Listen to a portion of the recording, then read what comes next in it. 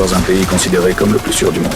L'un des massacres les plus cruels de l'histoire s'est produit. La vérité est d'une simplicité choquante. Tout provient de l'imagination d'une seule personne. Sous une pression énorme, Jack a développé un trouble de colère intermittent. Dans son pays, ce pays soumis à une immense pression sociale. Cette maladie est très répandue. À un carrefour, un policier effectue un contrôle d'alcoolémie. C'est à ce moment qu'un accident se produit. Une voiture percute celle de devant par l'arrière. Le conducteur de la voiture avant devient immédiatement furieux et rejette toute la responsabilité sur l'autre, bien que le conducteur derrière présente continuellement ses excuses. L'autre ne cède pas d'un pouce. Rapidement, la police arrive. L'un des officiers demande aux deux parties de rester calmes et explique que tout doit être réglé par l'assurance. Dans le même temps, un propriétaire arrive pour encaisser le loyer et découvre que son locataire s'est pendu à l'intérieur de l'appartement. La police arrive, inspecte les lieux et classe initialement l'affaire comme un suicide. Aucune trace de force externe sur le coup n'est constatée. Seulement des marques de strangulation typiques. L'officier responsable s'apprête à clore le dossier. C'est alors qu'un collègue découvre dans la poche du défunt une grande quantité de munitions. Ce ne sont pas des balles ordinaires, mais des munitions militaires. Dans un pays où le contrôle des armes est si strict, c'est presque incroyable. Pour découvrir la vérité, la police fait appel à un vieux policier expérimenté.